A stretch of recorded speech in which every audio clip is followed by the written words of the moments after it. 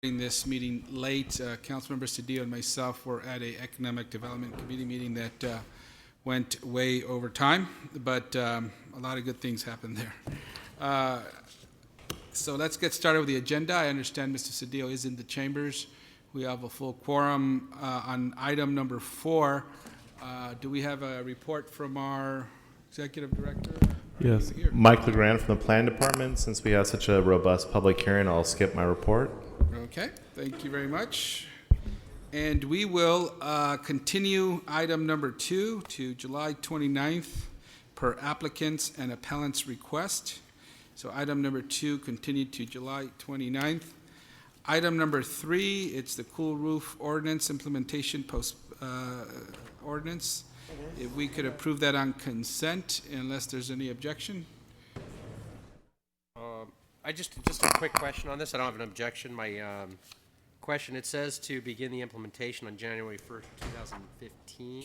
When was the original implementation start date? Do we have staff on item number 3, please? Didn't say it in the report.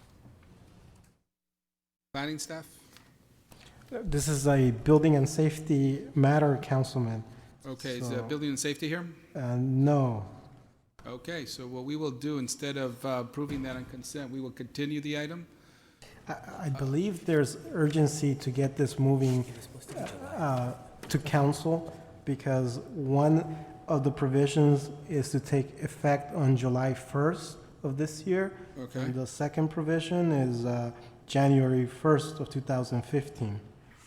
Okay, Mr. Englander, can we move this item and then have your question answered in the interim, or even have it answered in council? Is that I'm wondering why they're not here if it's on the agenda. anybody from building and safety here? Should be here.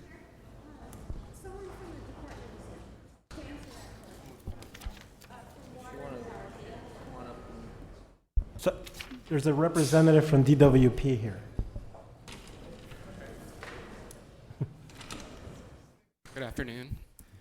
I'm Craig Tranby with LADWP. I work closely with the Department of Building and Safety on the development of the ordinance. If I could answer the question, my colleague from Building and Safety, Osama Yunan, had to leave the meeting just a few minutes ago. The question was, why is the date moved from January? And what was the original date? I'm sorry, the original date was January 1 of this year, 2014. The original date was, and they're moving it back a year. Well, yes, correct. Okay, this appeared that they were actually moving it up a year. So they're moving it back a year. Correct. Because we're not ready yet. Correct. Got it. Okay. I'm good. Okay, Thank you. good. Thank you very much. Thanks for stepping up. Sure, I really sure. appreciate it. Happy to do so. And I know that people had to leave for other meetings and we were starting late, so I understand and I appreciate it. Thank you. Thank you. So we'll move that on consent, item number 3. And now we will go to item number 1, and if we could read that item into the record, please. Sure. Council member, item 1 is a city attorney prepare ordinance relative to the establishment of Sine districts, and also there's planning department reports that accompany the file. Great, thank you very much. And colleagues and to the public, as you are aware, we have been waiting for some time to move a sign ordinance through our council and to adopt one. We have actually been reviewing this for some years, and this process has been held up by various lawsuits and rulings that have constrained our ability to act to create new sensible regulations for signage and outdoor advertising. I want to thank the Departments of City Planning and Building Safety, as well as the City Attorney, for their commitment and attention to the ever-changing legal framework of these important discussions that will affect the future visual scape of our great city. And to start off, I want to stress that this is just a listening session to update on the recent reports, latest draft ordinance, and any pertinent developments, and to give an opportunity to hear from interested neighborhood stakeholders and the affected business community. The Plum Committee will not be taking an action today to approve a new ordinance. We plan to continue the item until after recess, but knowing how important and detailed this new policy is, we wanted to take the time and get a comprehensive update from the planning department and the city attorney, and then hear from all of the stakeholders. So with that, I'd like to invite Alan Bell, who is sitting in the front of the class. He's the Deputy Director of the Planning Department, along with our city attorney and others, and let's go. Let's get a presentation on this, and then we will go to public comment. Thank you. Good afternoon, members of the committee, Alan Bell, Planning Department staff. Glad to be here, revisiting the sign ordinance with me. To my left are Daisy Moe with the Planning Department, and then Ken Fong with the City Attorney's Office. So we have a three-part presentation today. The first part will review the City Attorney's draft ordinance, which is dated October 17th, 2013. And what this ordinance does is it codifies the instructions that Plum presented to the City Attorney over the course of over 10 hearings before this committee. So we'll provide a brief overview of the contents of that proposed ordinance. The second part of our presentation concerns an issue that hasn't been addressed by this committee to date. It is not included within the proposed ordinance drafted by the City Attorney. And this concerns how the administrative civil penalties, as they are outlined in the report, how they would apply to existing billboards. So there's a separate report on this item. And then the third issue that we want to be presenting today addresses a very central policy question before this committee, and that is, should the city permit off-site digital signs outside of sign districts? And we have prepared a discussion report. This issue has not been included again in the City Attorney's ordinance. So let me begin with the first part of the presentation, and that is the review of the City Attorney's draft ordinance. So to provide a little bit of context, the city's sign regulations were first adopted in 1986. That's the first year that we had comprehensive citywide sign regulations. In 2002, the council took a very significant action in banning, as part of the citywide sign code, new billboards. But when council took this action, banning new billboards on a citywide basis, it did this with exceptions. And it allowed new billboards to go up in three areas. It could go up in sign districts. It could go in specific plan areas. So basically, specific plan areas can cover any area of the city, and sign districts are limited to commercial and industrial zoning. So council did two things. It adopted a ban, but it also allowed exceptions to that ban to occur anywhere within the city of Los Angeles. The city's administration of the ban engendered a lawsuit, and that lawsuit was called a Worldwide Rush. The city lost at the trial court level. After the city's loss, the city scrambled trying to address this particular situation, and it enacted a comprehensive ban that did not allow exceptions. But the city did prevail at the appellate court level, and the appellate court said, city, you can have exceptions from this ban, but there was a fair amount of finger wagging that came from the court, admonishing the city that it has to follow certain rules to make sure that the exceptions are granted in such a way that it does not offend the First Amendment. So that really gets to the central question. So why are we here today? Why is a sign ordinance, in fact, needed? Why should the city adopt such an ordinance? So what does this sign ordinance do? It is intended to comply with the roadmap laid out by the appellate court. It replaces subjective criteria with objective standards. Most importantly, what this ordinance does is it follows the direction set by the court, where the court said if you're going to grant exceptions to the ban, which was enacted to improve traffic safety and to improve community aesthetics, we need to make sure that those exceptions are not going to harm those governmental objectives. So you need to thread the needle. You need to make sure that any exceptions are going to further that purpose. So the proposed ordinance provides a set of detailed requirements and standards intended to carry out that appellate court standard. The other part of the ordinance is certainly the First Amendment says we can't regulate the content, and we have within various parts of the sign code today regulations that could be considered to be regulating the content. So we scrub the city's sign code of those content-based regulations.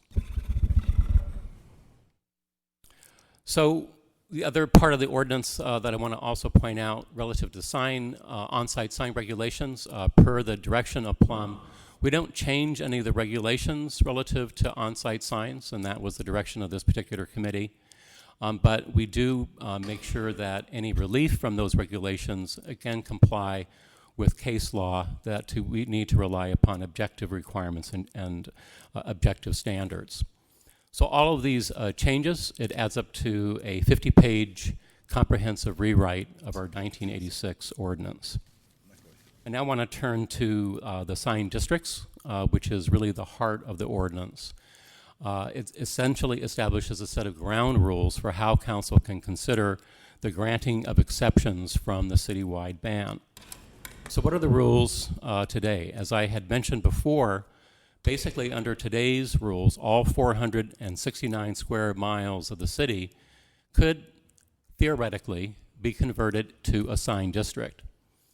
So all of the blue areas, those are industrial areas. Any of those areas today could be converted to a sign district. And all the red areas are the commercial zones. Those could also all be converted to a sign district. And the gray areas, those could all be converted to a sign district. So literally the exceptions could swallow the rule, which is that we have a ban on off-site signs. So what are the proposed rules?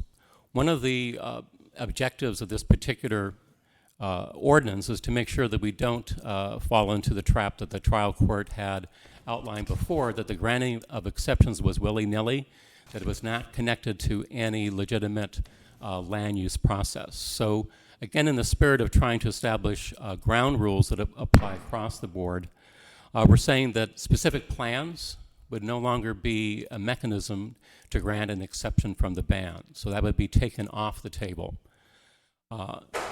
Instead, you could only get an exception from the ban through a sign district. And then there are limitations in terms of where those sign districts could occur. These are areas of the city that are planned for the most intense development. Regional centers, downtown, stadiums of more than 50,000 in seating. The airport and the port could also have a sign district. And then Plum also decided that the LA Zoo would also be an area where a sign district would be allowed. The ordinance also includes protections for single-family neighborhoods, ecological preserves, the LA River. So when all is said and done, with this set of rules, there's a 90% reduction in the areas of the city that would be eligible to even file for a sign district. Now, these areas, of course, are not set in stone. It can be amended, and of course, regional centers, as we go through the community plan update process, council could, in fact, apply additional regional centers and expand the area of the city that would be eligible for a sign district, but we would always be linking the designation of sign districts with a planning principle, namely what it is that is going to be contained within a particular community plan. The next part of the ordinance concerns digital displays. Under today's rules, we have no actual regulations concerning this new, very intrusive technology. We have some back of the book standards in the Department of Transportation, but nothing that the council has actually codified. So this would be the first time that we had codified city standards. And these standards are reasonable standards for nighttime and daytime viewing of digital signs. Most significantly, there's a requirement, which is not in place today, for automatic sensing devices to be installed on every sign to make sure that the brightness level is adjusted in response to ambient light to make sure that it is not over bright and complies with those standards. Another issue relates to sign reduction ratio. That is partly one of the heart of the new set of rules. There's nothing within today's regulations that actually mandates a sign reduction.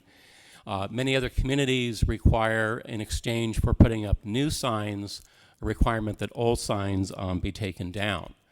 The standard that is included within the proposed ordinance requires a greater than 1-for-1 ratio, meaning that for every square foot of new signage that goes up, whether it's a digital sign or a new static sign, at least a greater equivalent amount of existing signage would have to come down. Plum also included a provision that would allow that up to half of that requirement could be met by community standards, community benefits such as, for example, landscaping, other kinds of benefits that would improve the aesthetics of the community. Just as a point of comparison, other cities do in fact have higher takedown ratios. Dallas has a ratio of 3-to-1, and Orlando has a ratio of 4-to-1. So that compares to the draft ordinance's requirement for a greater than 1-for-1 takedown ratio. I'm now going to move to the second part of the presentation concerning administrative civil penalties. Again, I want to add that this particular issue was not addressed by Plum to date, and it was not included within the draft ordinance prepared by the city attorney. A little bit of background. One of the instructions from council was that we improve our enforcement. There was a concern that our existing penalties, which are several $100s, are not sufficient to deter violations of the city's penalties and the city's ban, and there's an over-reliance on criminal prosecution. So we took a page from New York City, which has, in fact, trailblazed since 2006, a system of very, very high administrative civil penalties. And so the LA version of this proposal would vary the penalties from $2,500 a day for the first offense for a small sign, and it could go all the way up to $48,000 a day for the largest signs for the third or repeat violations. We did contact New York City to see how this has been working since 2006, and we are pleased to report that they have had tremendous success with this system of very heightened penalties. Over 10,000 penalty violations have actually been issued by the City of New York since 2006 for violating their own ban on off-site signs. And as a result, over 3,000 illegal billboards have been taken down in New York as a consequence of having this process. How would this be administered in the city of Los Angeles? The Department of Building and Safety would be the enforcement agency, as it is currently responsible for enforcing the city's sign regulations. Basically, Building and Safety would give two options for a violator of the city's sign ban. One, they could remove the sign, the sign structure itself. That would be one way to get into compliance. Or secondly, if they remove the copy itself. So this would not mean actually removing the structure, but just simply covering up the signed copy. That would bring the violation into compliance, and the penalties would not be assessed. So that's a very important distinction.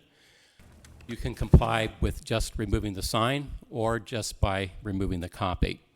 Regardless, under either scenario, you would have a 15-day grace period from the day that Building Safety issues an order to comply. You would have 15 days to take down the sign or to remove the copy. There is an administrative hearing process to consider appeals of the penalties. It's similar to the existing process that we have today, except that there is an expedited option that would be administered by the Director of Planning that would allow for the hearing to be scheduled within 30 days. The usual appeal procedures would apply. It could be appealed to the Area Planning Commission, And then, of course, under the charter, the council could 245 the action of the Area Planning Commission. One of the issues that has come up since this issue of the administrative penalties has been vetted by Plum is how do these penalties, these admittedly very high administrative penalties, how do they apply to existing billboards? So we have within the city of Los Angeles today about 6,000 existing billboards. And they're scattered throughout the whole city, and they are range from a very high number of signs, for example, within Council District 14 to the lowest number of signs within Council District 12, and then within Council District 1 around the middle of the pack. So of those 6,000 existing signs all over Los Angeles, about 1,000 there's a question mark in terms of whether or not that sign is in fact a legally permitted sign. So Building Safety over the last few years has done an on-site inspection of all 6,000 of these signs to determine their permit status. And what Building Safety has found is that about 5,000 of these signs are legally permitted. What's on the ground actually matches the permit. But 1 out of 6 of these signs, roughly 1,000 of these signs, there's a question mark. About 500 signs, there is in fact no permit on record. The city has no permit that the sign went up. These are typically older signs. Before the city had its sign regulations in 1986, but not all of those are signs that went up without a permit. So that's roughly about 500 signs of the 6,000 have no permit.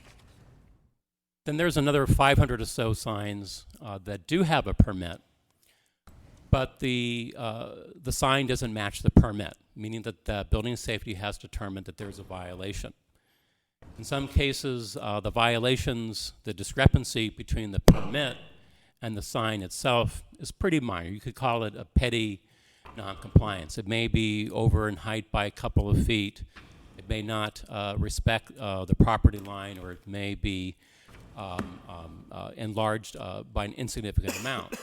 In some cases, the discrepancy between the permit and what the sign itself is quite egregious. For example, there's a large number of signs where the permit says you only get one sign face, but then the sign company turned around and then put up a second sign face. So those are the kinds of the range of discrepancies that we see between these 500 signs where there's a permit, but there's a discrepancy between what the permit says you can do and then what is actually on the ground is verified by on-site inspection conducted by Building and Safety. So this issue of these 1,000 signs gets a little bit complex, and it gets a little bit complex because there's a state law that I want to talk a little bit about. And this state law is in the Business and Professions Code, and for our shorthand reference to this law is there is a rebuttable presumption.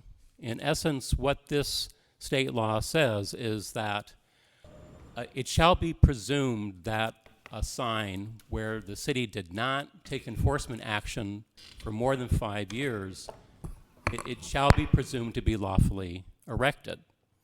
So that's the presumption. But the city can rebut the presumption, and the question then becomes, how can the city legitimately prove that the sign was not lawfully erected?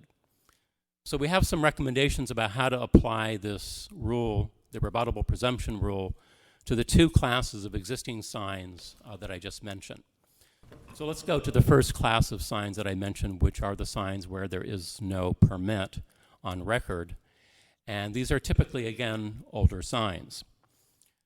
We do think that the rebuttable presumption clause in the state's business and profession codes, absolutely it does apply to this class of signs. But the absence of a permit makes it very challenging for the city to prove, to rebut the presumption. In consultation with the city attorney's office and the Department of Building and Safety, we have concluded that we think it would be very, very challenging for the city to rebut the presumption for this class of signs. And so therefore, our recommendation is to grant a general amnesty and to deem all of this class of signs as legal, non-conforming signs. The cloud would be removed over those signs as part of the ordinance itself. They would be eligible for sign takedown credit once that legal cloud is removed off of those signs. We would call it the end of the day for that particular class of signs.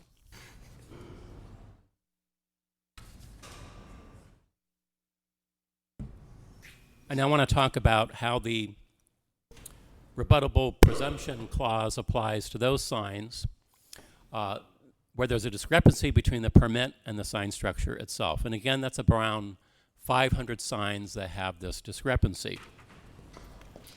The conclusion of the Department of Building Safety and then also the City Attorney's Office is that, in point of fact, the rebuttable presumption clause does not apply to this class of signs. And that is because the State Business and Profession Code says the rebuttable presumption clause will not apply to a sign that was modified after it was erected, and that modification made the sign illegal.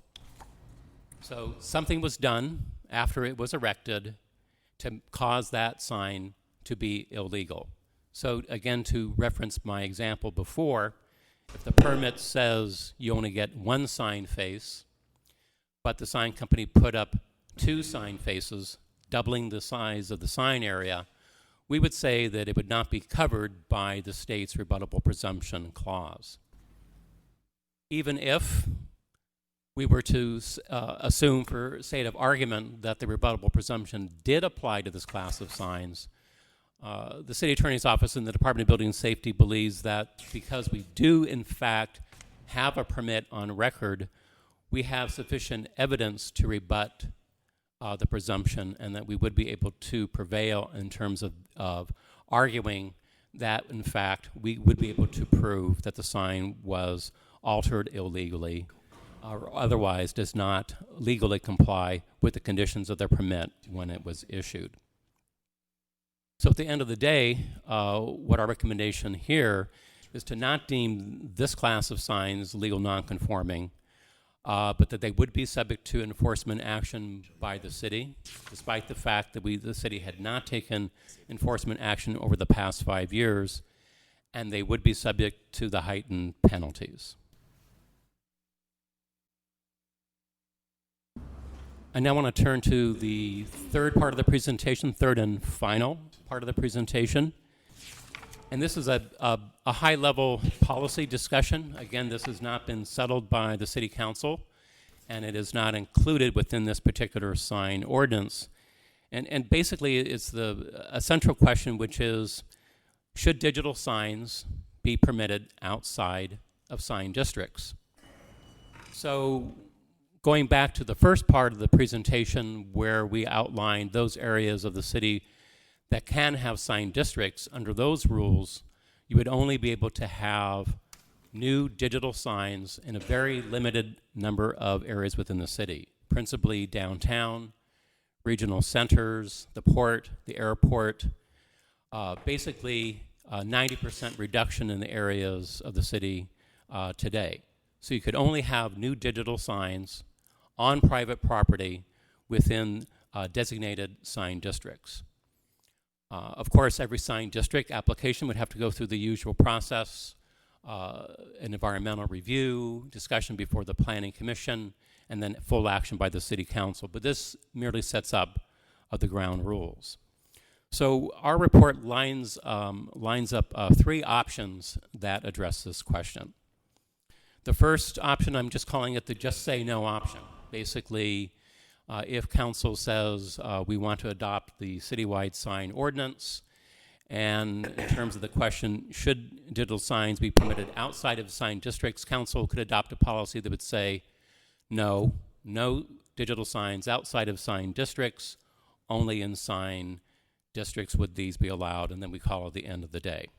Just simply adopt that ordinance. If the answer to the question is yes, we should allow digital signs outside of sign districts, and there are two options there. Yes, we do want to have signs outside of sign districts, but only on city property. That is a policy option for the city council, to allow digital signs on sign districts, but only on land owned by the city of Los Angeles. And then the third option is basically splits the difference, both on city property and then also on private property. So as you can imagine, the policy issues attendant to this very high-level question, they're very complex. The legal issues are very complex. It would require a great deal of thoughtful analysis to settle this question and to come up with a policy that council could adopt as part of a follow-up ordinance to the baseline citywide ordinance. To get some advice on this particular issue, what Plum did was they instructed the planning department to set up a visioning group to really tackle this particular question. And we followed those instructions, and we assembled a visioning group as directed by Plum. We had 40 different stakeholders. They represented all different perspectives on this particular issue. We hired a facilitator to oversee these discussions. They met 3 times in February and March of last year, and the consultant that we hired, KH Consulting, presented recommendations and the findings of this visioning group that met 3 times. There was no consensus based upon this discussion. There was a great deal of controversy, a great deal of divergent opinions, certainly no consensus in terms of how to particularly approach this issue, and when the consultant presented those findings to the committee took no action. I just want to highlight, because of the particular interest expressed by some council members on the connection between digital signs on public property and the opportunity to raise significant revenue for the city of Los Angeles. As a point of comparison, we've outlined 3 case studies that kind of illustrate some options before the council. So now I'm going to turn to those 3 case studies. The first case study concerns Santa Clarita in North Los Angeles County. Again, this is a public-only option. This was a deal crafted between MTA, Metropolitan Transportation Authority, the city of Santa Clarita, and Sine companies. As part of this deal, which took about 4 years actually to craft, the elements of the deal are 62 static billboards were to be removed within the city of Santa Clarita in exchange for 3 digital billboards to be constructed on land owned by the city of Santa Clarita, but near the freeway.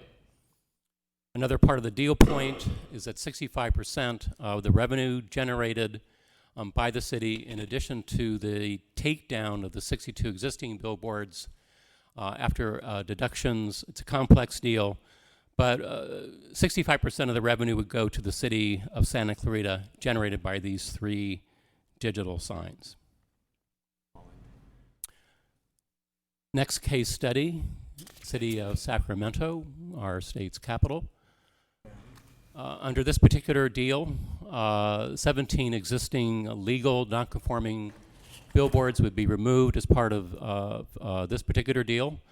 4 new digital billboards would be allowed, again, freeway-facing signs. And then the city of Sacramento will receive an initial payment of $330,000 and then $720,000 over 5 years. And then the third deal that we want to bring to the council's attention, the state of Illinois, city of Chicago. This is, again, a fairly complex deal. Again, this is a public-only option. City of Chicago deems this what are called public digital display boards, and they deem this the city digital network that would allow, within this digital network, up to 60 digital billboards, again, constructed on public property, most near freeways. As part of this particular deal, again in the city of Chicago, takedown is not part of the deal, unlike the city of Santa Clarita, which did negotiate as part of their deal takedown of 62 existing static billboards, but they did negotiate that 1 out of every 8 messages on these 60 billboards would be a public service announcement.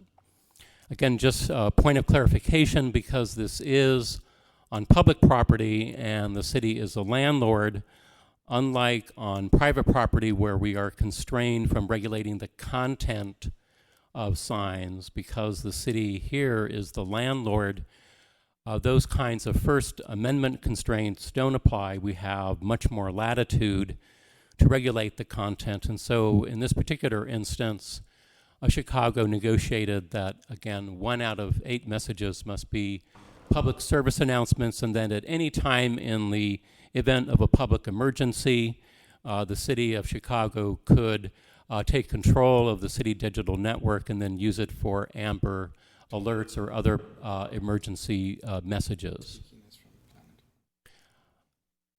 Getting to the revenue sharing components of this particular deal, the city gets an initial upfront payment of $15 million and then a guaranteed minimum of $150 million over a 20-year period.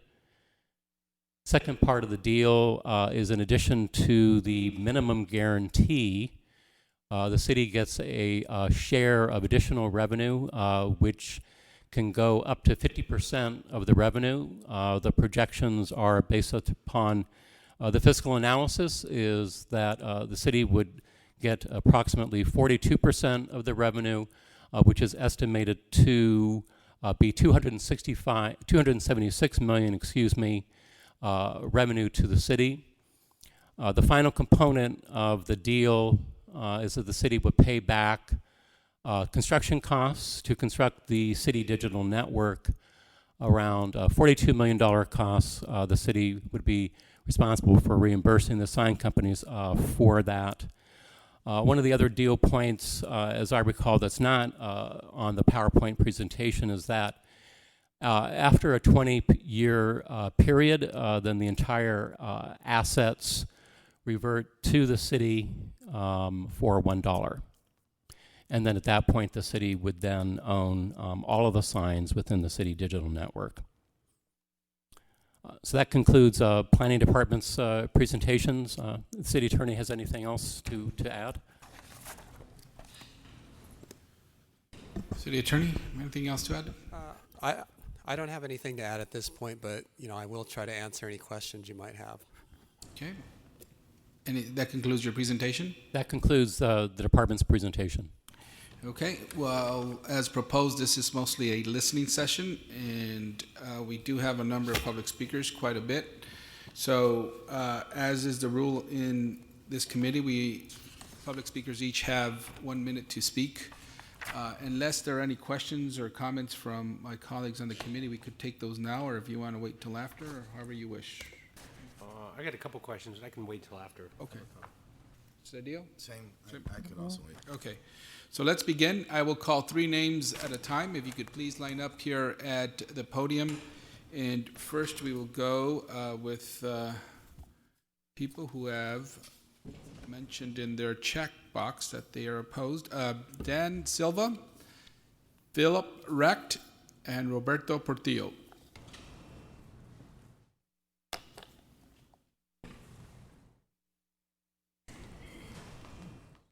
Dan Silva here? No? You could come up and just state your name. If I call the 3 of you and whoever comes up first, just state your name. Thank you. Phil Recht, represents Summit Media. 2 years ago, this committee agreed unanimously to 2 things. One, to increase the civil penalties, and also to provide protection to those signs with permits that have minor non-compliances with the permits, so they wouldn't be subject to these fines. It made very good policy sense at the time. The city has very limited resources. Why chase signs that only have minor non-compliances the community's not really concerned about, and that could engender litigation all over again here in the city? The planning report, as you just heard, suggests going in a totally different direction, providing protection for signs without permits, but no protection for signs with permits. I think we would all agree that signs erected without permits are by far the more blatant violations of city law. We don't agree with the legal analysis, and in any event, the Plum has its own authority to do what it wishes here. So we just suggest that you consider restoring the protections, have a fair and even playing field and protection scheme for both types of signs. Thank you. Thank you. I'll take it. That's what I was telling you about. Robert Portillo. Okay. On October 18, 2011, the 16th Place Neighborhood Association expressed an objection to the proposed sign supplemental use district. We, at that time, asked to be removed from the sign district for Midtown Crossing. It will negatively impact the surrounding community of a residential neighborhood. We continue to state that no new sign districts should be allowed beyond the two that have been previously grandfathered in by the City Planning Commission in 2009. We strongly suggest that your exchange ratio of removing existing billboards for putting new off-site signs, digital signs in sign districts is intolerable within the community, and we recommend that you take down at least 12 square feet of billboard space removed for every 1 square foot of new signage installed. Allowing off-site signage or You could just finish your thought or your sentence right. on that. There are 11 signs at Midtown Crossing in non-compliance of City Building Code, case number 501237. Thank We you. recommend that signage in violation of non-compliance with City Building Code not be Thank you. grandfathered in as legal. Non-compliant signage Thank you very much. should be subject to citations by the city and removed. Thank you. Dan Silva, not here. Leslie Gersikoff, Gary Cook, and Mark Levinson.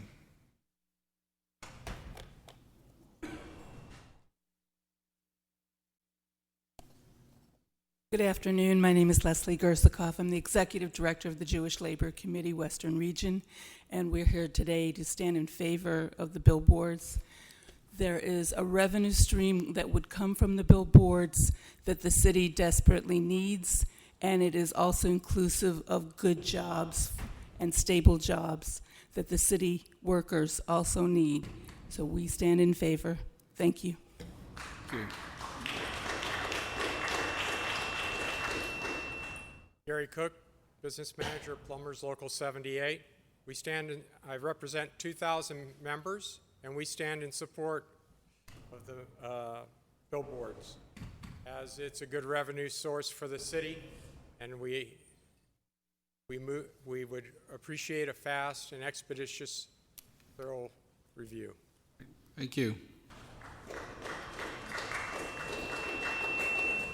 Good afternoon, Mark Levinson, Greater San Fernando Valley Chamber of Commerce. We are in support of the sign bill as well. We feel it helps the business community. Signs are a relatively inexpensive way for businesses that are small to medium in size to get out their message, to attract customers, to attract vendors. It's a way to build their businesses in the city. I think the city needs to encourage and retain businesses, and we believe that the sign ordinance would do just that, and that the recommendations are reasonable with the City Council having yet another shot at it. Thank you. Great, thank you. Marion Dodge, Dennis Hathaway, Laura Salagi.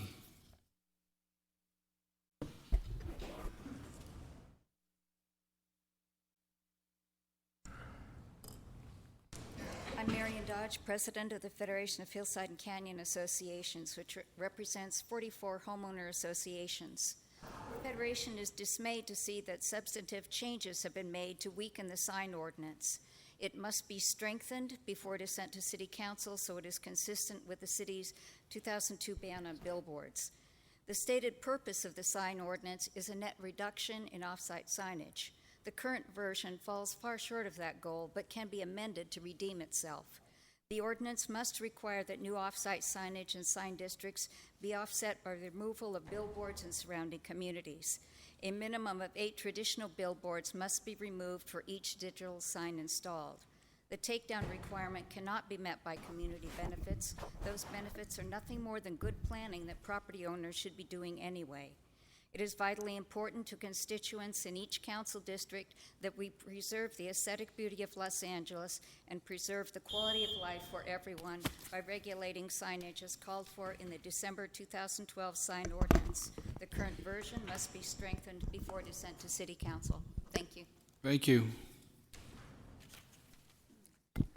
Good afternoon. I'm Dennis Hathaway. I'm president of the Coalition to Ban Billboard Blight. I want to agree with everything the speaker said just before me. Also, regarding digital billboards, there are serious issues about digital billboards regarding traffic safety, energy use, brightness. They should be allowed only in sign districts because they can be specifically restricted as far as hours of operation, their orientation, their proximity to residential neighborhoods. They should not be allowed outside of sign districts. As for the illegal billboards, out-of-compliant billboards, there are actually 9,000 signs in the city. The 6,000 figure is the number of supporting structures. Of those 9,000, 1,300 have no permits. This is from the city database, and 3,900 are out of compliance in some way. We are completely opposed to any amnesty. Neighborhoods need to know why a particular billboard is going to be legalized. Thank you. Thank you.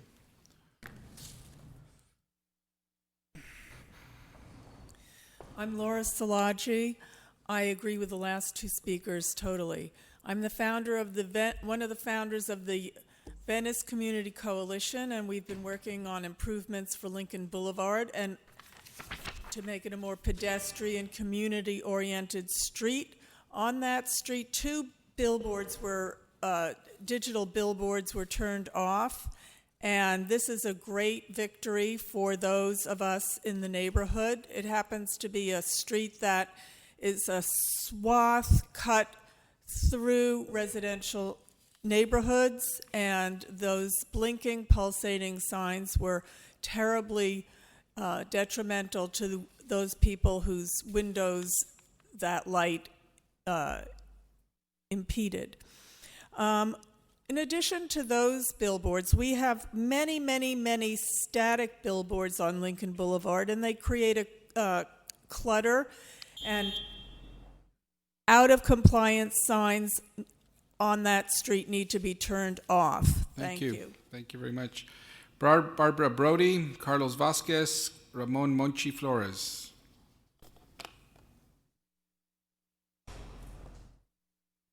Barbara Brody, Westwood South of Santa Monica Boulevard homeowners. We lived with digital billboards for a number of years since the secret billboard settlements, and we're so pleased that the ones in our neighborhood are off. It's one of the things that unites people across the city. We get cheers and applause when we talk about those signs. They must not be allowed outside of sign districts. I think a lot of people who are fighting for a sign ordinance that's lenient don't understand how many signs will actually be in the city of Los Angeles under the ordinance. We need to have protections. We need to have those penalties be strong because the billboard industry has demonstrated time and time again that following the rules is just something they don't have to do, and it's a cost of doing business to be fined. We need those sign districts. We need mandatory takedowns that are meaningful. Digital signs can make over $100,000 a month, and we're going to allow them to be erected in exchange for one or one-half traditional sign. Community benefits are needed in addition to mandatory takedown requirements, not instead. Thank you. Thank you. Good day. My name is Ramon Monchi Flores. I'm here on behalf of Carlos Vasquez of Homeboy Industries board member and Latino Diabetes Association. All right. Outdoor advertising plays an important role in our communities, whether it's the use of digital, the use of outdoor digital signs to notify the public community about emergency situations like Amber Alerts or missing children, supporting outreach efforts for local nonprofits with PSAs, for example, like helping out the Latino Diabetes Association, or to address health and safety issues. or helping out Los Angeles businesses growing and creating jobs. Clear Channel, Clear Channel and CBS and other outdoor advertising companies are community partners and provide tremendous value and service to Angelinos. And thank you very much. Thank you for your time and consideration. Great, thank you.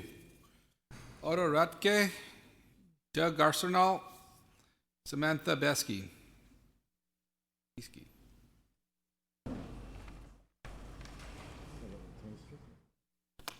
Oh, yeah.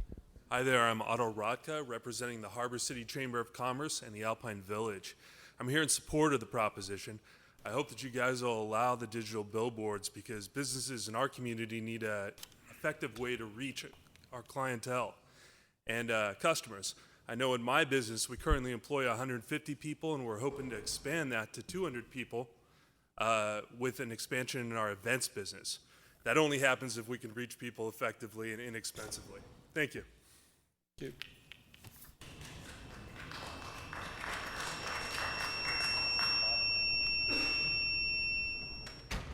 Good afternoon. I'm Doug Arsenault of the Valley Industry and Commerce Association. The sign industry is an essential part of the LA economy. More than 6,000 companies in the community use outdoor advertising. VICA wishes to thank the Planning Department for undergoing this seemingly insurmountable process and their willingness to work with the industry to find solutions. However, VICA has 4 outstanding concerns. The location requirements and quadruple increase in size for sign districts are still far too restrictive and limit the flexibility necessary in dense areas as well as those abutting freeways, such as in the valley. The fine structure remains exorbitant. While fees must be assessed at a value that incites change, proposed minimum penalties of $2,500 are extreme and unnecessarily punitive. The lack of specificity as to the sign reduction areas and sign adjustment parameters is also troubling, as it leaves these decisions to the discretion of planners, including those who are unfamiliar with the city's greater needs, rather than our trusted lawmakers, subject to the citizens of our city. And fourth, the ordinance needs to incorporate better decision on non-conforming signs, particularly those in the city that have failed to maintain proper records. Furthermore, the city cannot forget about the importance of digital signage on both public and private property. We need a clear digital sign policy that will enable the city to generate revenue from sign companies and obtain much-needed community benefits. Thank you. Thank you.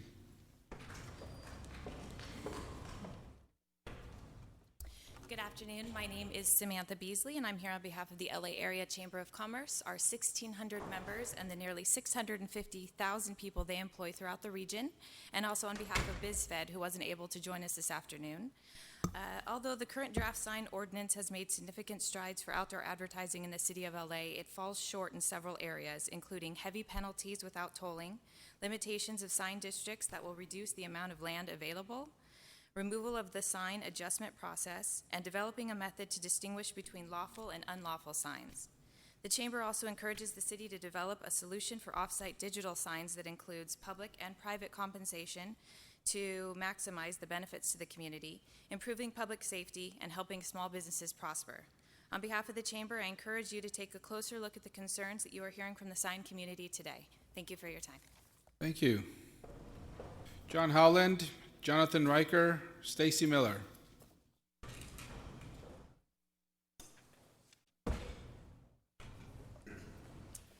Good afternoon. I'm John Howland with the Central City Association. CCA would like to express our gratitude to the committee and to the Department of City Planning for working with CCA and the business community on many positive revisions to the draft ordinance.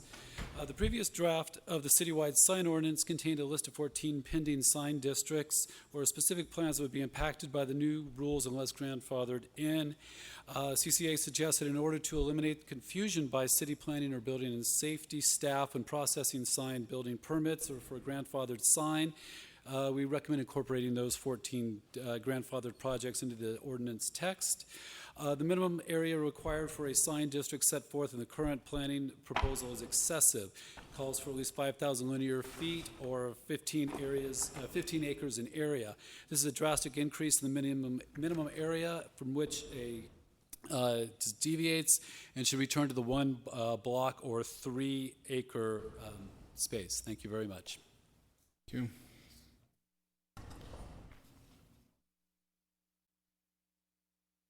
Hi, my name is Jonathan Riker. I'm with California Land Use Professionals, a law firm representing a variety of property owners.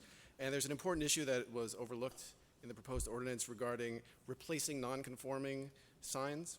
Over the past 30 to 40 years, a small number of corporate advertising companies have had a disproportionate amount of control on the billboard business in the LA market. This has enabled them to keep the rents they pay low. They're able to keep them low despite typically paying month to month, having these contracts, and the fact that the sign companies own the structures and the signs are mostly legal non-conforming. This leads to them being able to keep the rent low or threatening to take the sign out of the ground if the property owner wants to raise the rent. The property owner is then forced to comply, given that under the current ordinance, non-conforming signs, once taken out of the ground, cannot be rebuilt. The only people who are hurt by this situation are the property owners and the taxpayers of the city. Other cities, including Chicago, have passed ordinances to grant some leeway to the property owners and business owners and some leverage. They've allowed them, under certain circumstances, following the sign being removed, to replace the sign within a certain amount of time. Thank you. And we urge you to consider the same. Thank you.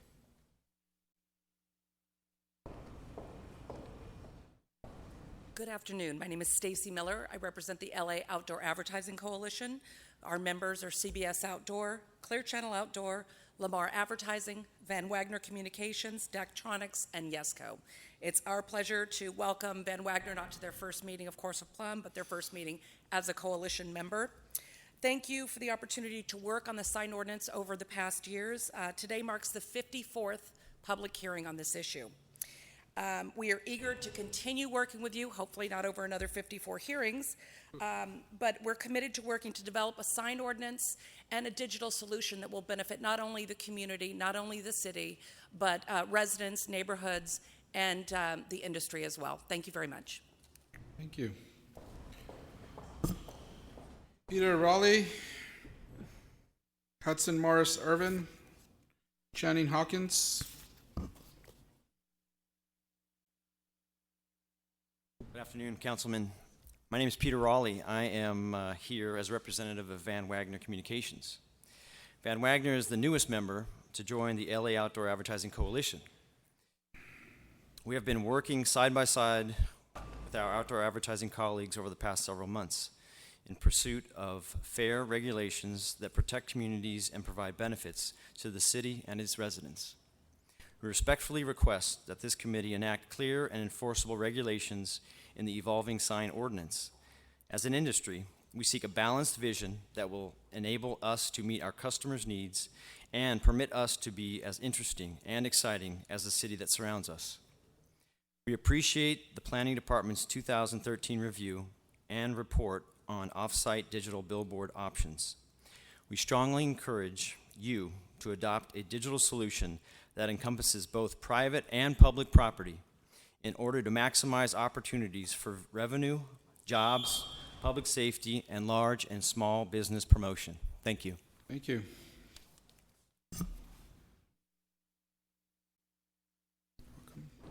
Hi, my name is Hudson Morris Irvin, and I'm here representing the American Diabetes Association.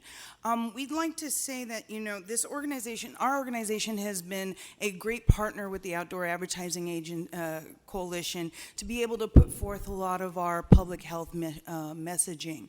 They've been a critical partner in our being able to access the public ear and inform the public about life-saving issues and establishing a dialogue, promoting the things that we need them to understand to move forward in a healthy way. We really do encourage you to support reasonable legislation around this and think about the impact on the other side. Not being able to have them as a partner really does limit our ability. We do not have money to pay for advertising on a large scale. So this is very important to us. Thank you. Thank you. Good afternoon, Chairman and members of the committee. Thank you for this opportunity to address you today. My name is Channing Hawkins, and I'm here on behalf of the Los Angeles City Coalition of Unions and Fix LA. I'm here today to ask you to secure economic benefits for the revenue of Los Angeles. After years of a recession, the city of Los Angeles needs to explore every opportunity to generate new revenue for crucial public services. They also need to take every opportunity to create good jobs and restore the public services to the public.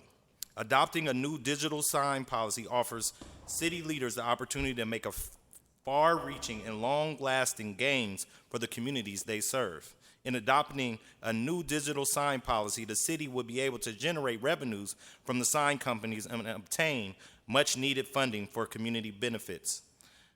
Public benefits could be guaranteed before a sign company is permitted to relocate, alter, or improve a traditional billboard. Thank you for your time. Thank you. Rachel Horning, Sarah Walsh, Noel Omega. Good afternoon. My name is Rachel Horning. On behalf of the LAX Coastal Chamber of Commerce and its more than 500 members, we are looking to the leadership of the City of Los Angeles to find a legislative solution aimed at establishing a comprehensive sign ordinance. It is time to adopt legislation that allows businesses to promote their services in an effective manner, utilizing current and ever-changing technology that protects our neighborhoods from unreasonable blight and light intrusion while also enhancing our city's bottom line. By establishing a reasonable ordinance, similar to the policies that exist in more than 450 localities in 43 states, Los Angeles can take advantage of the significant economic, community, and public safety benefits digital signs provide. Creating new revenue streams for the city while looking into ways that make it possible to regularly update a new ordinance will protect businesses and communities alike. Thank you very much. Thank you.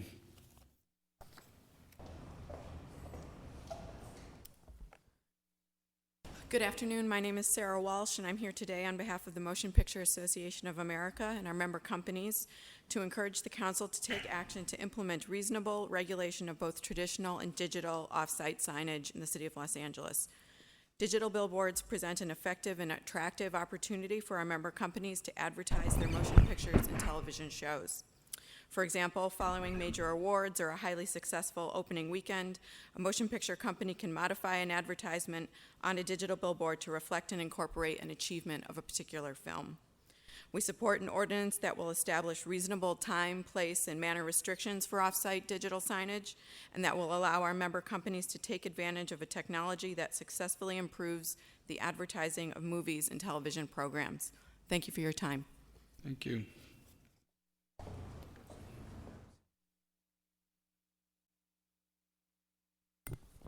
Good afternoon, Councilman Huizar and honorable members of the committee. My name is Noel Omega with the Filipino-American Chamber of Commerce, San Fernando Valley and Los Angeles, representing 3,000 plus small to medium enterprises. The outdoor advertising industry is an essential part of the Los Angeles economy. More than 6,000 local small and large businesses depend on the opportunities provided by the industry. The process of establishing a revised outdoor advertising ordinance has gone on for too long. The outdoor advertising industry and the businesses that rely on it have been forced to deal with unclear regulations that have created great uncertainty. Business like ours need clarity and consistency, and I hope the city follows suit and put on a critical opportunity to provide that by acting now.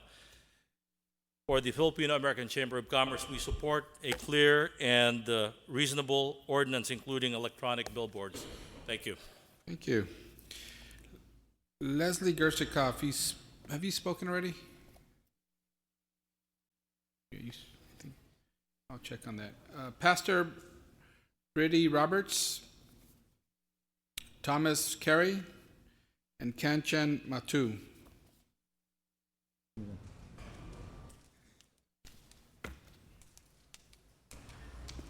Good afternoon. My name is Pastor Bridie Roberts. I come and speak on behalf of Clergy and Laity United for Economic Justice in Los Angeles.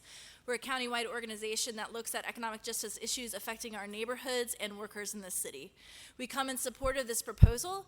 We believe that there needs to be clear and consistent language and regulation around the billboard industry, particularly the digital billboard industry.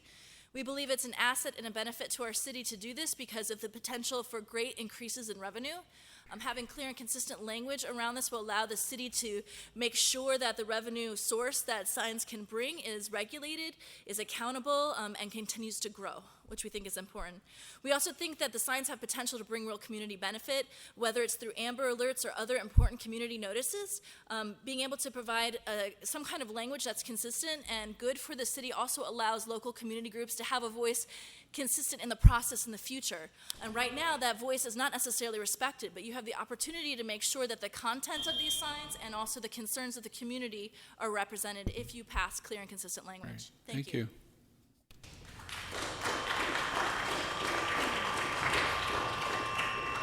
Good afternoon. I'm Brother Tom Carey. I'm the vicar of the Church of the Epiphany. I'm also speaking for CLUE. My brothers, we have the opportunity here to propose legislation that either unites us or divides us. Strong and clear legislation around these digital signs will tend to unite us. It will also provide for a responsible revenue stream. And I would also like to urge your support and adoption of the public service option that the city of Chicago took, because I think that is also something that would give back to the community. Thank you very much. Thank you.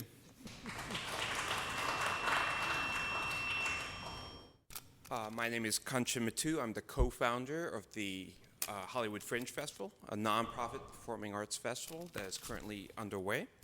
With close to 300 productions and 1,500 performances in June, we are the largest performing arts festival in Los Angeles. We spread the word about our programs and performances using several media resources, but one of the most visible and important are billboards. As you consider revising the rules by which you govern their industry, please keep in mind the millions of dollars that billboards companies donate to nonprofits. Allowing billboard companies the flexibility to grow in the digital age will help nonprofits all around Los Angeles. Thank you very much. Good afternoon. I'm Dan Silver. I was called earlier. Thank you for your consideration. I'm representing Endangered Habitats League. We call for strengthening the ordinance in two very important ways. First, it is wrong for sign districts to be grandfathered under old and inferior standards. There's real harm here. There's real degradation to public spaces by these digital signs. The higher standards should apply equally to all communities. Secondly, the takedown ratio proposed for digital signs is ridiculously low and should be increased to 8 square feet. Thank you very much. Although this isn't at all what I would prefer in an ideal world, at least it's a decent path to move forward if these two strengthening measures could be done. Thank you. Thank you. Tommy Fave, Linda Roth, Mike McCosker.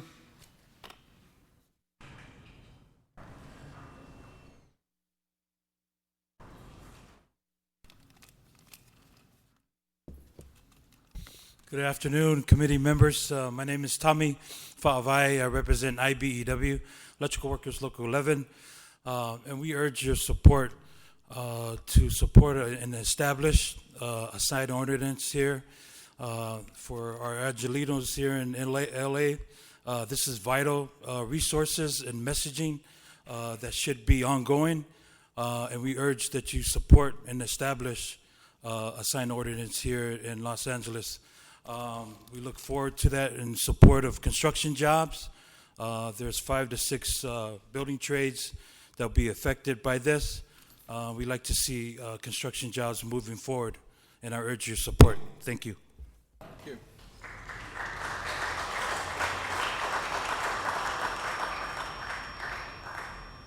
Good afternoon. My name is Linda Roth, and I'm a leaseholder on a property with a digital billboard.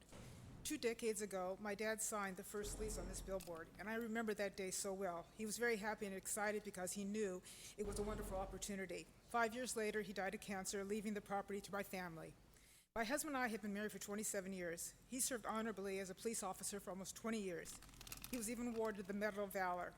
He was unfortunately seriously injured after being hit by a car while on duty. He continued to try to keep working, but he was diagnosed with several serious medical conditions that he suffers with every day.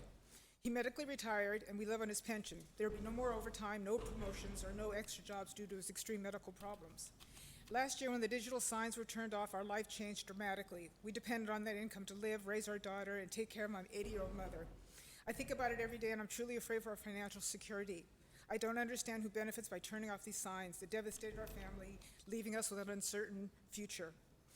Thank you for allowing me the opportunity to share with you my personal story. Thank you.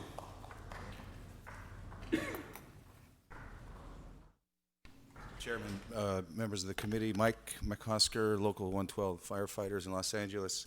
You heard earlier from the brothers from the Coalition of Unions and the brother from IBEW. First of all, we would echo everything they said to the last word.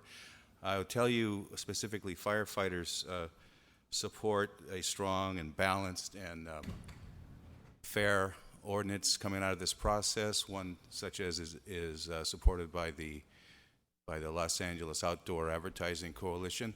We have three principal reasons for doing that. The first would be that it brings needed revenue, would bring needed revenue into the city.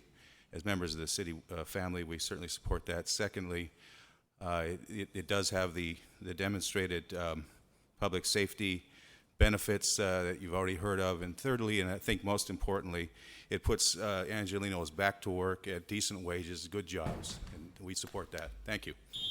Thank you. Gary Wood, Wade, either drummer or trummer. Christina Davis.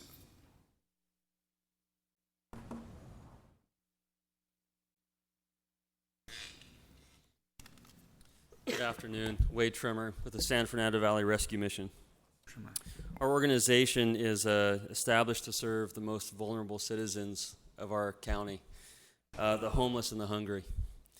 And the outdoor advertising industry has long been a partner of ours to get the message of our services across to the community. This afternoon, or this morning, my travels took me all over the city, from Agoura Hills to Beverly Hills into Hollywood and then back to Sun Valley. When I was in Hollywood, there was a young girl of about 15 years old holding a sign that said hungry. It was the only word on her sign. I'd like to think that if she looked up, she might find a solution to that problem because of organizations like ours. The outdoor advertising industry is not only a partner, but also responded to our devastating fire, one of the first organizations to step up and help us and get the word out. Thank you. Thank you. Christina Davis, Gary Wood, not here. Ryan Brooks, Marianne Omega, Cheryl Parisi.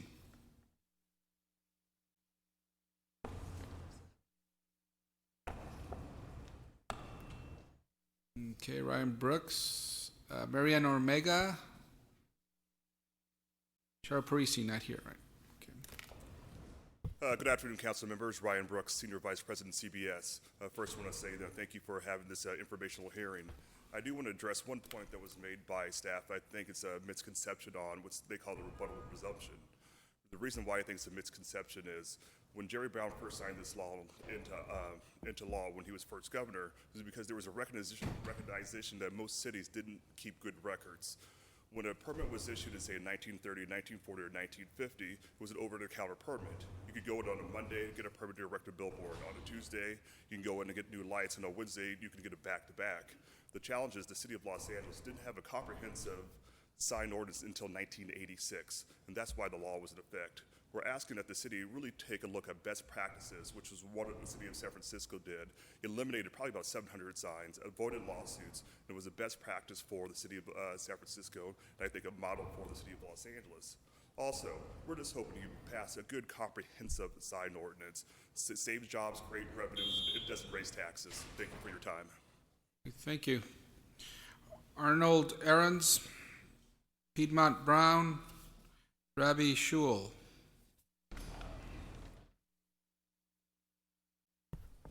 Good afternoon, committee members. My name is Piedmont Brown. I'm the president of the Ironworkers of Local 433 of Los Angeles.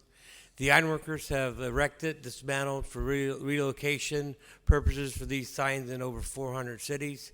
We're hoping for your support here today, and also it's under a project labor agreement, so we'll bring commerce to the city. Thank you very much. Thank you.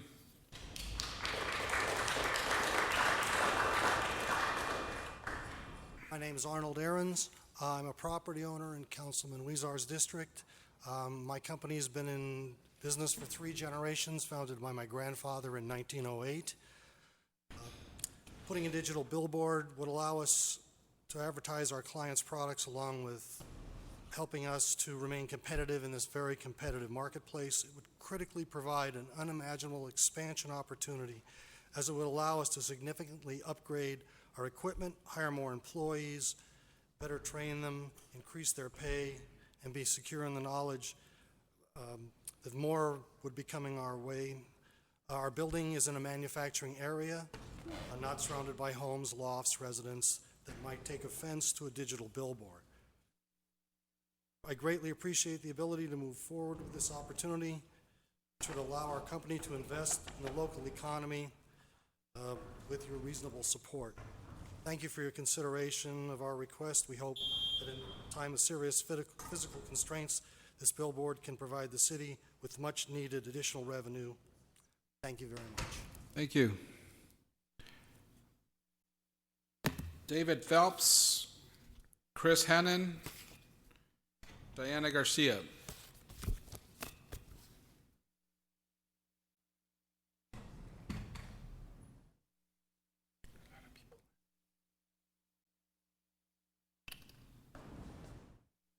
Good afternoon. My name is David Phelps, and I represent the Association of Independent Commercial Producers, which comprises 365 production companies, half of which are located in Los Angeles County. Many of these businesses are small and medium-sized businesses that create the content that is shown on these multiple platforms, including billboards, mobile devices, and television. These productions employ thousands of people, from producers to crews to actors and editors who put their product together, as well as those salespeople who use commercials to promote their companies, ensuring their prosperity. Outdoor advertising, and specifically billboards, both static and digital, play a key part in that success. And I come to you today to ask for your support for common sense regulation of that industry. Billboards help so many people, not only with ads, but also with announcements promoting nonprofit organizations and for public safety purposes. Billboards are a part of this city's colorful character, especially for the Sunset Strip and around LA Live. And I ask you to work with the Outdoor Coalition to enact regulations that we can all work with for everyone's benefit. Thank you. Thank you. Thomas Carey, Frank Zavala, Daniel Lahoda. Not here. Richard Pink.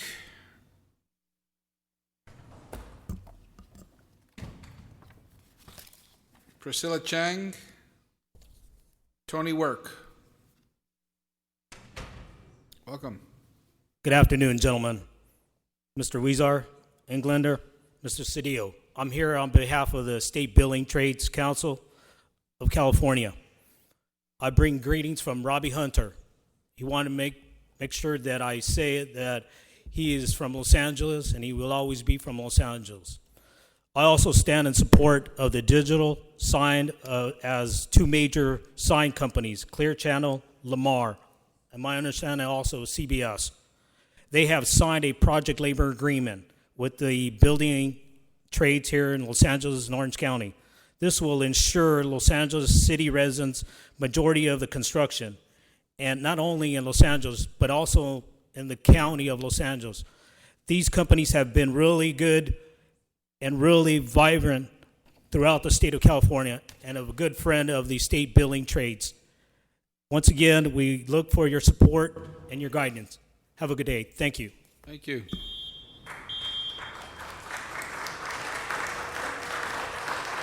Afternoon, council members. My name is Priscilla Chang, and I'm here today on behalf of Maria Elena Durazo and hundreds of thousands of working men and women who both live and work in the city and county of Los Angeles. We're here today to stand to voice our continued support for a digital sign ordinance in the city. We support an ordinance because it will allow our first responders, police and fire, to utilize digital signs to communicate with our communities during emergencies, create sustained revenue sources for the city so we can continue to provide services for our neighborhoods. And lastly, in a time when 46% of Los Angeles workers are earning poverty-level wages, this will provide a pathway to good middle-class jobs. Thank you, and we hope we move forward today. Thank you. Christina Davis, Jonathan Gerald, Ed McKeegan.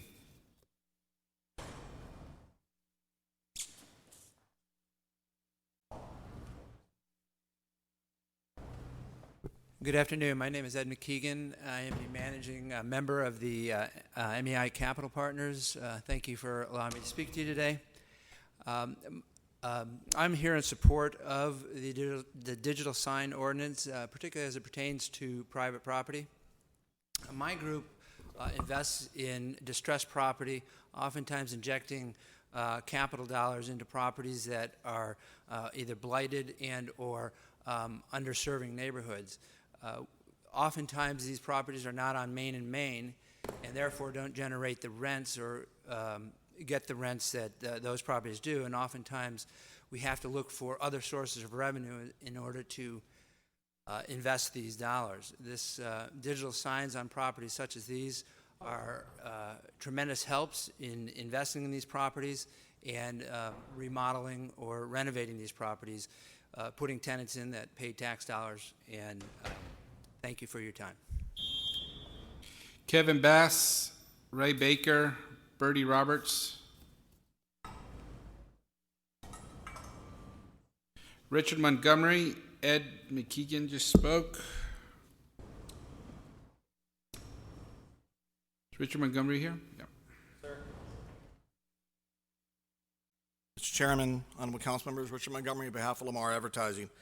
We first commend the Planning Department's 2013 assessment of off-site digital billboard options, as it has been very useful in approaching the solution. However, we would encourage you to adopt regulations that address both public and private properties for the greatest benefit to the community, especially in public safety, small business promotion, and job creation, leading to a new and stable revenue source. We emphasize the fact that Lamar has the largest number of physical billboards in the city of Los Angeles. And upon reaching a fair solution, we remain committed to taking down a significant number of these boards that will benefit the communities that each of you represent. Thank you for your service, gentlemen. Thank you. Stephen Serber, Emily Taylor, Ron Miller.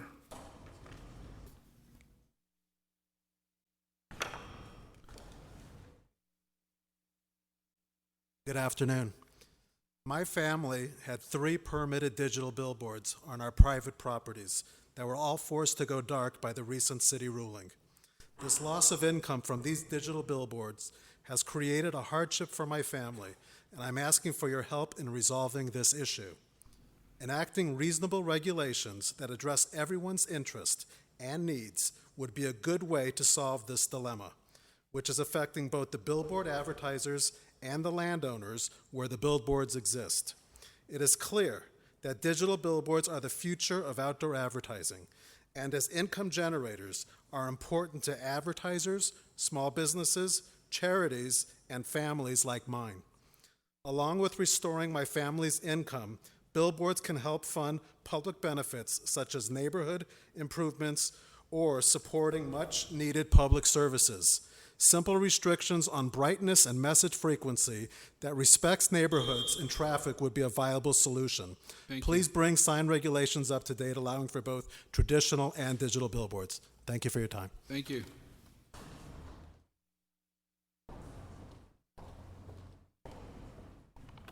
Good afternoon. My name is Emily Taylor. I'm here representing Special Needs Network. Special Needs Network is a grassroots nonprofit organization. We provide training and services to children with autism. One of our key directives is to raise awareness of autism and its symptoms, particularly in low-income neighborhoods of color. And the billboard industry has been a very valuable partner with the nonprofit industry, assisting us with outreach and providing connections to underserved populations that we might not otherwise be able to access. I encourage you to consider additional PSA uses for billboards that can benefit the public good and nonprofits like ours. Thank you. Thank you.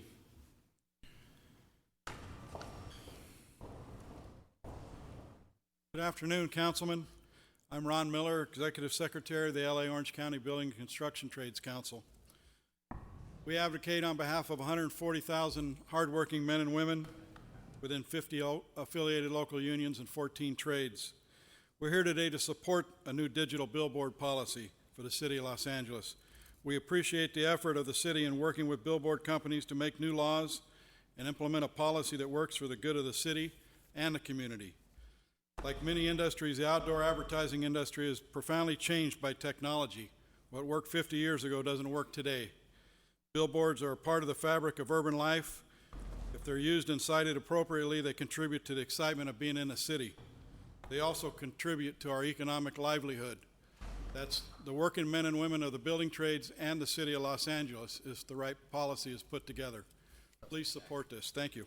It's done.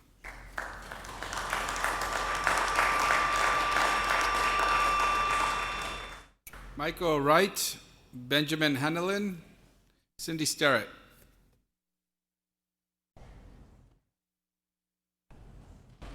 Good afternoon, council members. My name is Michael Wright for Lamar. I would ask you to consider a tolling provision in this proposed ordinance. As currently drafted, this ordinance places a sign owner who has reasonable grounds to believe that they have been erroneously issued in order to comply with an intolerable choice between either A, shutting down their sign for the whole time they seek to appeal the order, or continuing to operate at the risk of millions of dollars in potential penalties. This can be solved with a tolling provision for an appeal based on reasonable grounds. There was a concern expressed in the Planning Department report about clear and flagrant violators. That kind of operator would not qualify for tolling. Finally, the New York example is not analogous. That was a compromise measure that was agreed to by the industry. It would not be tested as this one would. Thank you. Thank you.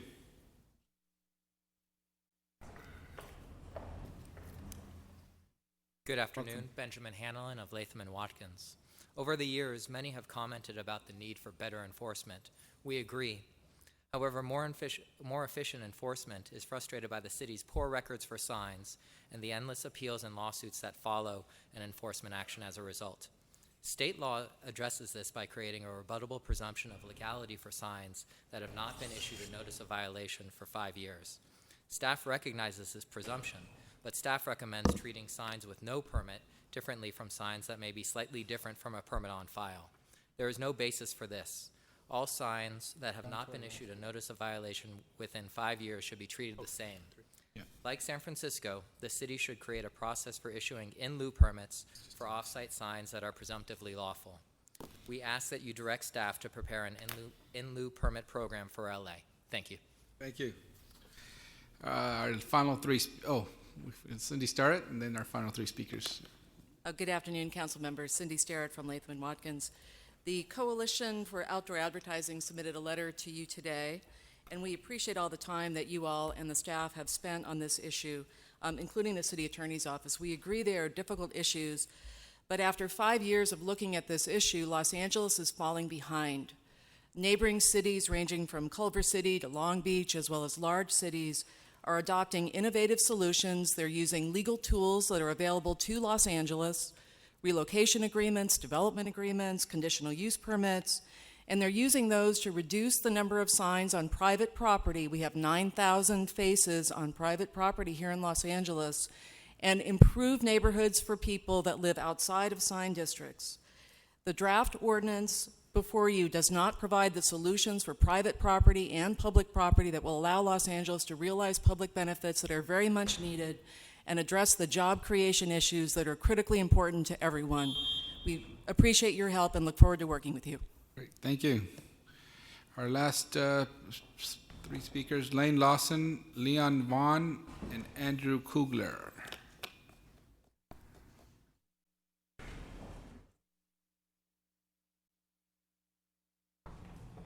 Chairman Weezer, committee members, thank you for the time to address this committee today. My name is Lane Lawson. I'm the Director of Public Affairs for Clear Channel Outdoors, Southern California Division. Clear Channel Outdoor is proud of our reputation of being a committed corporate citizen of the City of Los Angeles for more than 100 years. Many of our employees, advertisers, and partner organizations live in the city limits, and they're all proud to call this city home. With similar digital sign policies in more than 450 municipalities in 43 states, We're asking the city to follow its best practices of local, regional, and national municipalities, including Long Beach, Carson, Oakland, and many others that have crafted reasonable policies that include relocation options to permit digital signs. Relocation agreements allow for the removal of existing traditional billboards that might be in more sensitive areas in exchange for modernized digital versions. Through an open, transparent process, the city could ensure that its citizens, its residents, could receive the most benefits from digital billboards while also ensuring that there would be a reduction of signage in the city. Thank you very much. Thank you very much. Good afternoon, Andrew Kugler on behalf of Summit Media. I just wanted to briefly address the planning report's suggestion that the state presumption law somehow ties the council's hands and that it only allows you to adopt a presumption that applies to non-permitted signs. We don't really agree with that analysis, but it doesn't really matter whether the state presumption law applies only to non-permitted signs because this doesn't limit the city's choices here. The city can enact its own presumption and apply it as it deems fit, including to permitted signs with minor noncompliances, which, as the planning report acknowledges, sometimes includes really petty violations like a sign that maybe be a few feet too large. So we would suggest that if you really want to achieve the policy goals that you set in the original draft, that you direct planning to go back and draft a presumption that includes permitted signs with minor noncompliances as well as non-permitted signs. Thank you. Thank you.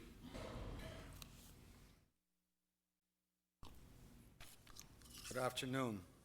My name is Leon Vaughn, and I'm here as a property owner who has been in the real estate business for more than 40 years, most of them in Los Angeles. I've done business in more than 5 cities across the country and have seen the benefits of digital billboards. I had a digital billboard that the city turned off, causing me to suffer a significant loss of revenue. Digital advertising is beneficial to both the business community and the neighborhoods around them.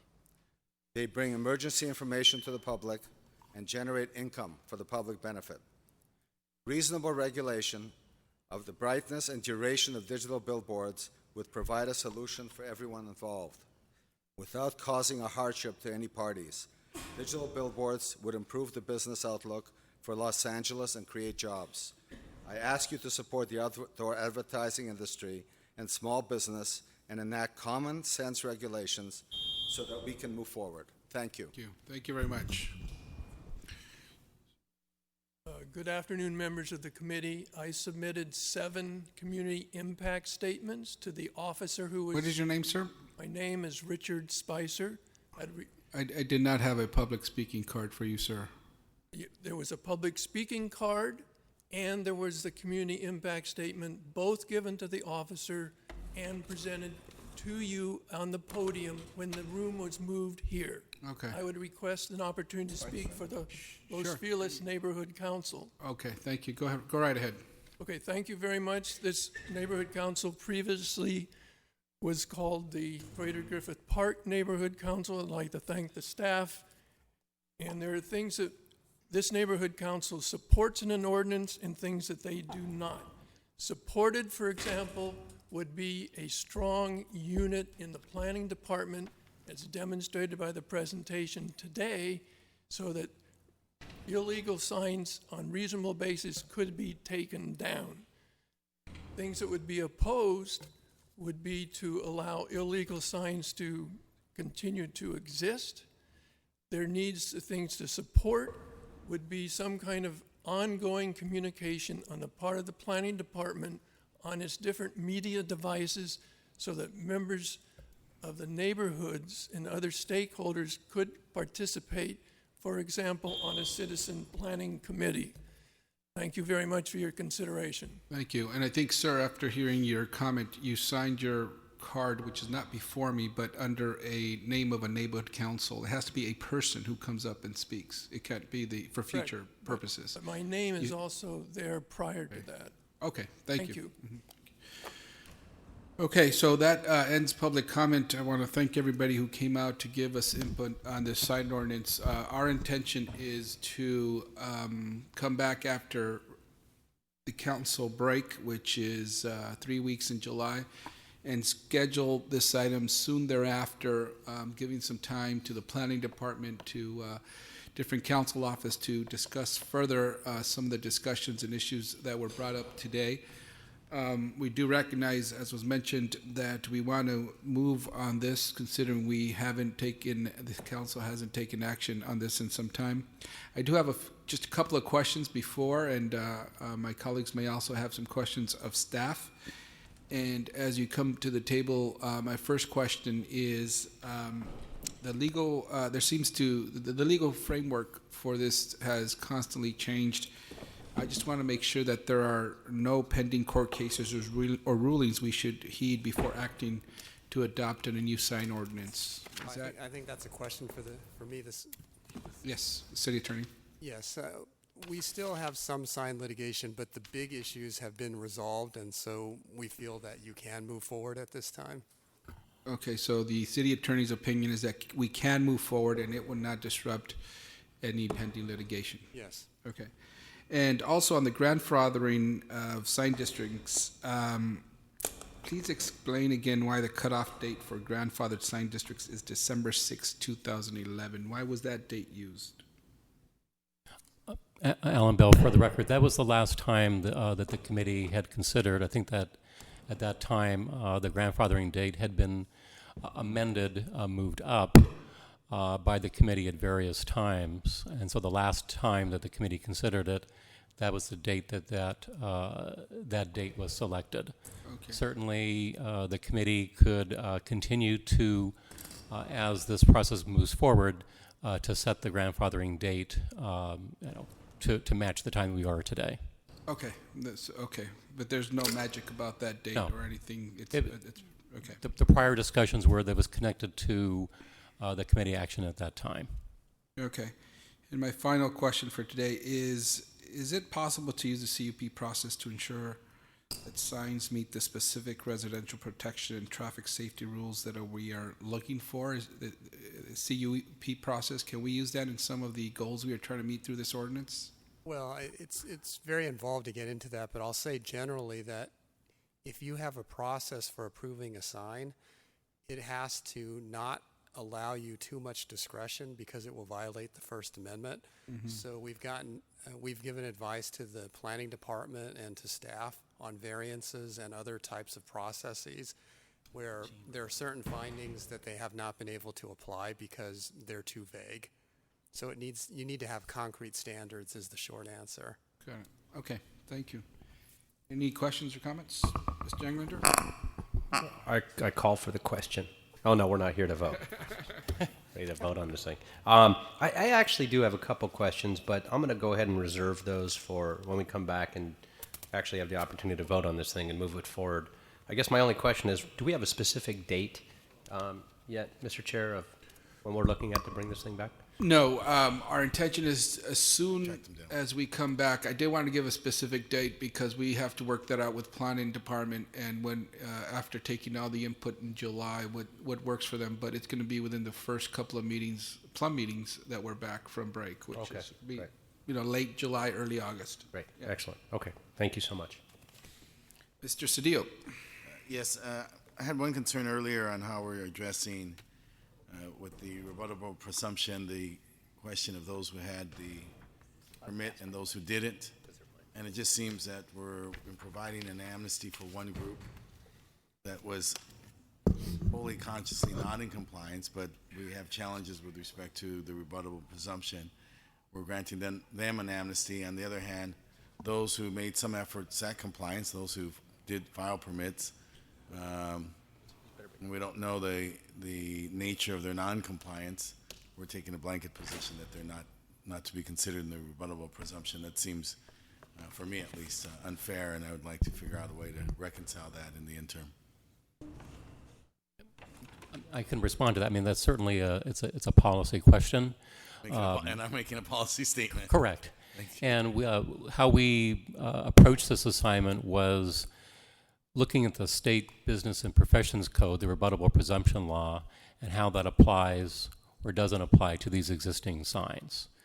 Certainly, council is within its rights to adopt a general amnesty and not rely upon the rebuttable presumption analysis that we have put forward, but that would be approaching it from a different angle. So the angle that we approached it was, does the rebuttable presumption apply to this class of signs or not? And if it does apply to this class of signs, what should be the recommendation? And then our conclusion that was for the signs without a permit to grant a general amnesty, because we didn't think we could win the rebuttable presumption. And then for the second class of signs, we don't think rebuttable presumption applies. And so therefore we think that it would be within the rights of the city to enforce, take enforcement action against those non-compliances and to assess the heightened penalties. But that's purely, we approach it from a very narrow perspective, just simply looking at rebuttable presumption. Obviously, a broader perspective on a general amnesty, that could be an alternative that would be the council could consider. Yes, thank you. Thank you very much. And so, seeing no other further questions, we will make the announcement and circulate the time when this item is going to be back in Plum, but that ends this item. We will continue this item until further noticed. And I believe we have no other items on this agenda? No, Councilman, just public comment. Great, thank you. Thank you very much. That adjourns this meeting. Thank you. Excellent job. I'm gonna